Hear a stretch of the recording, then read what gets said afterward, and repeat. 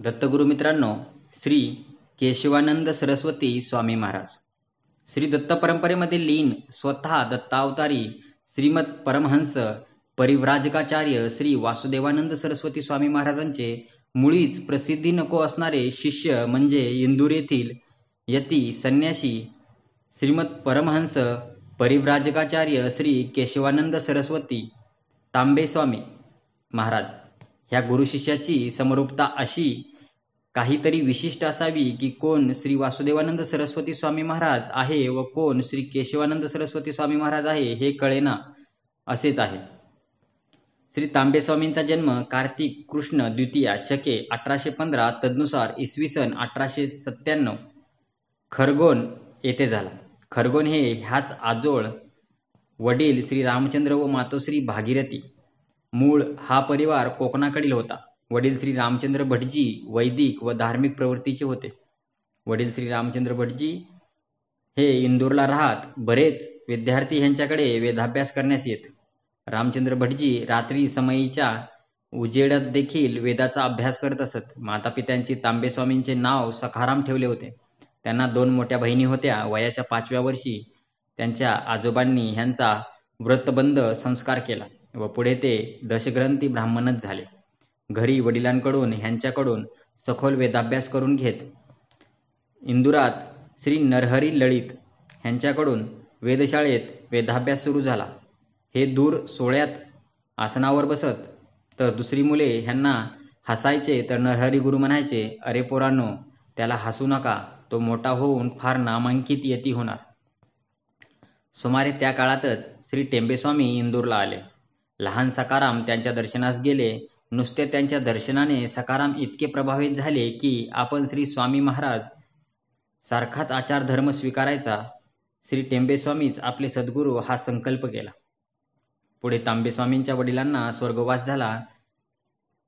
हे अमीनसाहेब लगाटे यांच्या वाड्यात मातोश्रीसह राहण्यात आले. शिक्षणानंतर चरितार्थ चालवण्यास ते शास्त्रशुद्ध पुरोहित करत असत. कालस्नान, संध्या, 5 घरची भिक्षा, नित्य पार्थिव पूजा करीत मगच भोजन करीत असत.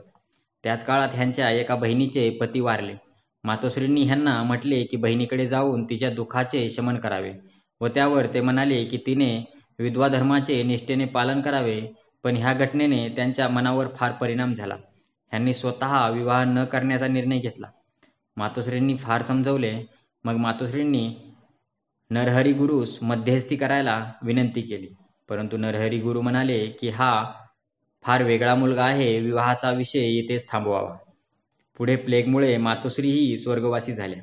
मातेचे उत्तर कार्य करून आता संन्यास धर्म स्वीकारायचा हा त्यांचा दृढ निश्चय झाला. आदि शंकराचार्यांसारखा ब्रह्मचर्याश्रमातून थेट संन्यासाश्रमात पदार्पण केले. देहशुद्धीसाठी गायत्री पुनश्चन केले व चंद्रायनाचे व्रत केले. संन्यास धर्म स्वीकारायच्या आधी मातृभूमीचे दर्शन घेतात म्हणून ते इंदूरहून 80 मैल पायी खरगोणला जाऊन दुसऱ्याच दिवशी पायी परतले व सोबत ग्रंथांची लाकडी गाडा घेऊन खेचत नेले आणले.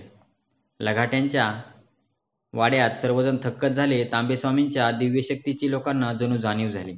इंदुरातील वासुदेव बागे ह्या क्षेत्रात स्वयं महाराजांचे वास्तव्य झाले होते व इथेच त्यांनी श्रीमद इंदिरा मासाहेब होळकरांना स्वहस्ते आपल्या पादुका दिल्या होत्या. म्हणून इथे ब्राह्मवृंदासमोर ह्या पवित्र स्थळी संन्यास स्वीकारला. घरून येताना ह्यांनी स्वयंच एक मंत्र लिहून आणला होता. तोच पादुकावर ठेवून गुरुमंत्र जणू स्वामी महाराज समोर बसले आहेत ह्या विचारांनी संन्यास घेतला व केशवानंद सरस्वती हे नाव पण स्वीकारले. संन्यास घेतल्यावर आपण गरुडेश्वरी स्वामी महाराजांच्या दर्शनास जावे ह्या विचारांनी प्रवासाला निघाले. वाटेत उज्जैनला नाशिककरांच्या दत्त मंदिरात 3 दिवस मुक्काम केला. ह्याच मंदिरात श्री नारायणानंद स्वामींनी श्री वासुदेवानंद सरस्वती स्वामी महाराजांना दंड दिला होता. तांबेस्वामींना एक दंडी संन्यासी येऊन म्हणाले की आम्ही तुम्हास दंड देण्यास आलो आहे. दंड दीक्षा करू मगच पुढे जा या असे म्हणून त्यांना दंड देऊन ते संन्यासी निघून गेले. तांबेस्वामी मग भिक्षा करण्यास निघाले. भिक्षा घेऊन परत येताना एक भिक्षुक येऊन म्हणाला की मला भूक लागली आहे. त्यावर ह्यांनी आणलेली भिक्षा त्याला दिली. असे 3 दिवस घडले. त्यावेळेपासून ह्यांनी फक्त गुरु दाणेच खाऊ राहायचे असा निश्चय केला. असे करत निमच मार्ग हे गरुडेश्वरास पोहोचले. गरुडेश्वरास स्वामी महाराजांच्या समाधीपाशी हे महापूजा करत 3 दिवस राहिले. तिसऱ्या दिवशी समाधीपाशी बसले होते. तिथल्या पुजाऱ्याला म्हणाले की स्वामी महाराजांची इतकी विशाल लेखणी आहे तर त्यातील मला काही तरी प्रसाद म्हणून द्या. पुजाऱ्यांनी लगेच त्यांना दत्त मंदिराच्या ठिकाणात घेऊन आले व म्हणाले की स्वामी महाराज समाधी घेण्याआधी ह्या पोथीतील कागद त्यालाच दे जो स्वतःहून मागेल, व काल रात्री परत स्वप्नात येऊन सांगितले की हा कागद आलेल्या स्वामीस देवा. कागदात तोच मंत्र लिहिला होता जो तांबेस्वामींनी स्वतः संन्यास दीक्षेच्या वेळेस गुरुमंत्र म्हणून स्वीकारला होता. कागदावर स्वामी महाराजांच्या अक्षरात तो मंत्र बघून तांबेस्वामी धन्य झाले, जणू स्वामी महाराजांनी एका आईप्रमाणे माया करावी. यानंतर ते इंदूरला परतले. थोड्याच काळात ते इंदूरच्या पळासा क्षेत्रात शौंचे ह्यांच्या बागेत कुटीत राहण्यास गेले. कितीही कुणालाही न कळवता राहिले तरी ह्या कुटीत उच्च कोटीचे दंडी संन्यासी राहतात ही वार्ता सर्वत्र पसरली. मंडळी धीरे धीरे स्वामींच्या दर्शनास येऊ लागली. गुरुपौर्णिमा, श्री वासुदेवानंद सरस्वती महाराजांची पुण्यतिथी मंडळी मिळून मिसळून स्वामींच्या सानिध्यात साजरी करू लागली. स्वामी त्रिकाळ काल स्नान संध्या करत एकदाच आसन भिक्षा घेत असत. भिक्षेत गूळ, दाणे, क्वचित भाजलेले बटाटे व रताळे घेत असत. भिक्षेत आपल्या गुरूंसारखे फक्त 8 घास मोजून खात. एका छोट्या भांडभर पाण्यावर पार्थिव पूजा करून तेवढेच भांडभर पाणी त्यांना दिवसभर पुरत असे. जोशी, डॉक्टर भागवत, नाना आपटे, नाना दंडे, शिनोलीकर, डॉक्टर देव करमकर, भिसेबंधू, बाबूलाल अशी बरीच मंडळी नित्यनेमाने दर्शनास येऊ लागली. तसेच कोरान्ने मास्तर कथा पुराण करण्यास येत असत, तर विष्णुपंत वैद्य भजन करण्यास येत असत. अमृतलाल वैद्य संस्कृत शिकण्यास येत असत, तर कुणी पंचदशी शिकण्यास येत असत. कुणी संध्या शिकत तर कुणी वेद पटत. पुरुषांना पॅन्ट शर्टात कुटीत आत येण्यास मनाई होती. विहिरीवर स्नान करून धोतर नेसून मगच आत यायचे. एकदा दर्शनास येणाऱ्या स्त्रियांपैकी एका स्त्रीने ह्यांच्या नावाखातर दुसऱ्याकडून पैसे गोळा करून दुराचार केला. त्यावेळेपासून ह्यांनी स्त्रियांना दर्शन देण्यास नाकारले. परंतु नंतर एक दिवस पूर्वाश्रमीची बहीण स्वामींच्या दर्शनास आली, पण दर्शन मिळेना म्हणून लाहीर विहिरीपाशी रडत बसली. त्या घटनेनंतर सर्वांच्या विनंतीमुळे स्वामी चतुर्थीला फक्त स्त्रियांना दर्शन देऊ लागले. एकदा एक भजनी मंडळ आले होते. स्वामी दूर आसनावर विराजमान होते. सर्वांना असे वाटले की आसनाखालती उंदीर वळवळतो आहे.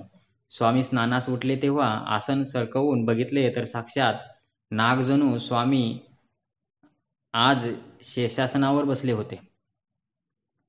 नकळत हे लीला करत प्रत्येक भक्ताच्या समस्यावर समाधान करत असत. दुसरं महायुद्ध चालू होतं. एक दिवस स्वामी आपल्या साधनेत लीन होते. तिन्ही सांजेची वेळ होती. एक फार अकराळ विकराळ देहाकृती स्वामींसमोर येऊन बसली व म्हणाली की दुसऱ्या महायुद्धाबद्दल तुमचं काय मत आहे? तर स्वामी म्हणाले, माझं त्याबद्दल काही मत नाही. माझं फक्त माझ्या सद्गुरूंच्या साधनेचं कर्तव्य आहे. हे म्हणता क्षणी ते देह आकृती नाहीशी झाली. ह्या घटनेवर असे टिप्पण आहे की जणू तांबेस्वामींच्या भक्तीची परीक्षा पाहण्यास स्वतः स्वामी महाराज आले होते. बरीच वर्षे ह्या कुटीत निघून गेले. सुमारे इसवी सन 1944 उजाडले. आता इथे बागेच्या बाजूस काही बकाल वस्ती होऊ लागली म्हणून आता स्थानांतर केले पाहिजे असे तांबेस्वामींना वाटले. सर्व मंडळीचे नगरात बगीचे होते म्हणून बरेच जण आमच्या बागेत राहण्यास चला असा आग्रह करू लागले. शेवटी इंदूरच्या पश्चिमेकडे जोशींच्या बागेत राहण्याचा निर्णय झाला. ही जागा एकांतवासाकरता उत्तम व हवामानही छान होते. स्वामी म्हणाले की माझ्या सद्गुरूंच्या आज्ञेप्रमाणे तिथे येण्यास दिवस विहित करेन. फाल्गुन शुद्ध अष्टमीचा दिवस होता. तोच दिवस नेमला गेला. गुरुवारचा होता. बागेत चुन्याची कुटी तयार केली. इंदूरच्या ह्या पळासा भागातून दूर पश्चिमेकडे भागात शेतातून पायी चालत स्वामी आपले देव, दंड, कमंडलू घेऊन कुटीत येऊन उभे राहिले. बरोबर बरीच मंडळी दिगंबरा दिगंबराचा जप करत टाळ वाजत झांज वाजवत आली होती. बरेच सामान मंडळींनी सायकलीवरून आणले. अति आनंदमय वातावरण झाले. लवकर इथे देखील स्वामींचं दर्शन घेणाऱ्यांची गर्दी होऊ लागली. जवळजवळ इथे स्वामींना पारशी लोक आपल्या समस्या घेऊन येत. स्वामी त्यांच्या समस्येचे समाधान नकळत करून देत. कोण आणि काय समस्या घेऊन येणार हे सुद्धा स्वामींना माहीत असतं. भरपूर मंडळी वेद शिकण्यास येऊ लागली. स्वामींनी ह्या बागेच्या चहुदिशेस औदुंबर, आवळा, अशोक, पिंपळा सर्व वृक्ष लावली. बागेच्या चहुदिशेस शंकराच्या लिंगाची स्थापना केली व चारी लिंगांची बिल्वेश्वर, गरुडेश्वर, नर्मदेश्वर व विश्वेश्वर अशी नावे ठेवली. ज्यांची ही बाग होती, बाबा जोशी बरेचदा इथे स्वामींच्या सानिध्यात राहत. विहिरीपाशी स्वामींच्या स्नानाची सोय केली गेली. नवी जुनी सर्वच मंडळी इथे जमू लागली. गणेश अथर्व शीर्षाचेही पाठ नित्यनेमाने होऊ लागले. दत्त जयंती पण साजरी होई. गरुडेश्वरहून आणलेली वासुदेवानंद सरस्वती स्वामी महाराजांची मूर्ती इथे देवघरात पूजेस आली. नित्यक्रम चालू असता स्वामींच्या देहालाही भरपूर भोग होता, पण आपल्या गुरूंप्रमाणे हे देखील कधी औषध न घेता भोग भोगूनच संपेल हाच नियम असे. एकदा त्यांना निमोनिया झाला. अति अशक्तपणा आला. हिवाळ्यात कुटी अति गार झाली. संन्याशाला अग्निस्पर्श नाही, तरीही भक्तांनी मुळीच न ऐकता कुटीत एका कोपऱ्यात शेकोटी पेटवून ठेवली, म्हणजे थोडी ऊब राहील. पण एका रात्री ग्लानीमुळे स्वामी शेकोटी जवळ पडले. गुडघा छाती भाजली. गुडघ्यातून तर आंब्या एवढा मांसाचा गोळा लटकून बाहेर आला. अशा स्थितीतही स्वामींचे अनुष्ठान, भजन, पूजा, त्रिकाळस्नान चालूच असे. भक्तांना बजावून ठेवले होते की कुणीही मला औषध पोळी घेण्यास हट्ट धरायचा नाही. गुडघ्याच्या जखमेत मुंग्या मुंगळे लागले शेवटी, तरी स्वामी म्हणत, पहा हा जीव माझी जखम भरत आहे. हळूहळू औषध न घेता ज्या जखमा बऱ्या झाल्या. स्वामी प्रत्येकाशी अति प्रेमळपणाने वागत. प्रत्येकाला बाळ म्हणूनच संबोधित करत असत. सतत आपल्या मुखी सद्गुरूंचे स्मरण व आत्मा ह्या परमपिता परमेश्वराच्या अधीन ब्रह्मानंदात लीन असतो. बरेचदा आबा जोशी ह्यांच्या सोबत कुटीत निजे तेव्हा त्यांना वाटे स्वामी झोपेत घोरतात, पण लक्षपूर्वक ऐकल्यावर कळले की प्रत्येक श्वासात सोहमचा नाद असे. सुमारे इसवी सन 1948चा वर्ष उजाडले. गुरुपौर्णिमेचा उत्सव साजरा झाला. श्रावण मासात स्वामींच्या शरीराला ज्वराने आपले घर केले. पोटात असह्य मुरड येत असे, तरी नित्यक्रम चालूच होता.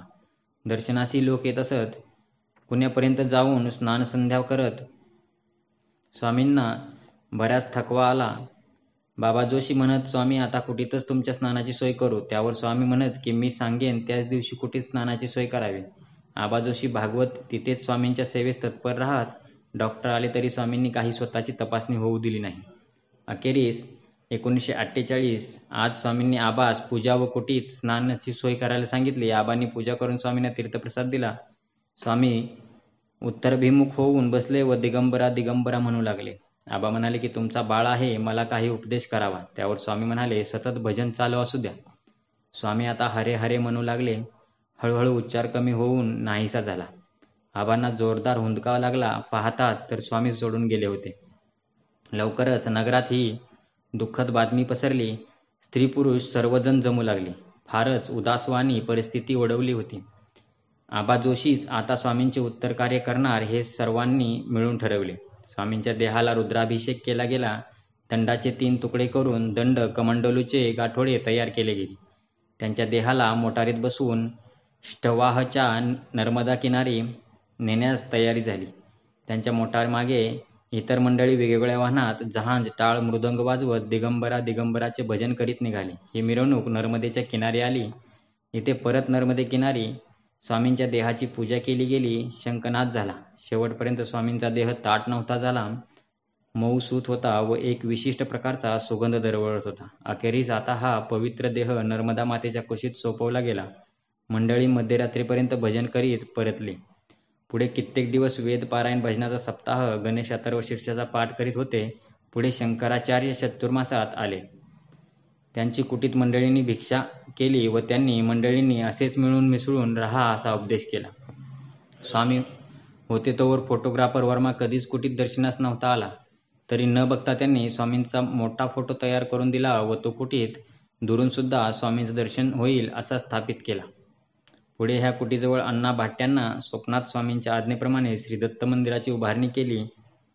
पुढे सुमारे इसवी सन 1992 श्री अवधूत जोशी ह्यांनी ह्या मंदिराची व्यवस्थितरित्या बांधणी केली. त्याच्यावरही स्वामी महाराजांचे भरपूर आशीर्वचन होते.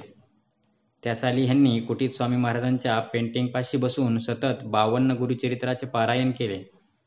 आज ह्यांच्यामुळेच ह्या परिसरात इतके सुंदर मंदिर देखील स्थापित आहे.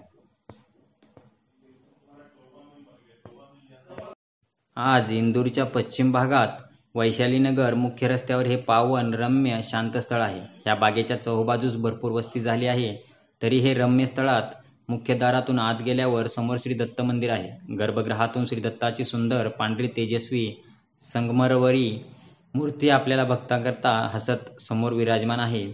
मूर्ती काय, साक्षात श्री दत्त महाराज आपल्या भक्तांकडे मायेने पाहत उभे आहेत. मंदिराच्या मागच्या बाजूस मोठ्या औदुंबर व पिंपळाच्या सावलीत ही कुटी आहे. ह्या कुटीला आसा स्वामींची कुटी असे म्हणतात.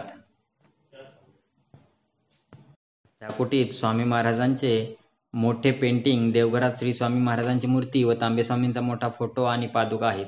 जसे श्री वासुदेवानंद सरस्वती स्वामी महाराजांनी कठोर संन्यास धर्माचे पालन केले पण आपल्या भक्तांशी अतिप्रेमळपणाने वागले, श्री तांबे स्वामींनी आपल्या गुरुप्रमाणे काटेकोरपणाने संन्यास धर्माचे पालन केले. देहाची माया कधीच ठेवली नाही व भक्तांवर आपल्या मायेचा ओलावा सदैव ठेवला. म्हणूनच श्री तांबे स्वामींना श्री टेंबेस्वामींची प्रत असे म्हणतात. तांबेस्वामींनी फार एकाग्रतेने, तन्मयतेने, अतिप्रेमळपणाने फार उच्च कोटीची श्री टेंबेस्वामींची भक्ती केली, त्यांची नामसाधना केली, सतत त्यांना आळवले, सतत त्यांचीच उपासना केली आणि ह्याच वर्तनाची, ह्याच वागणुकीचा, ह्याच भक्तीचा ठेवा ह्यांनी पर्णकुटीत ठेवला.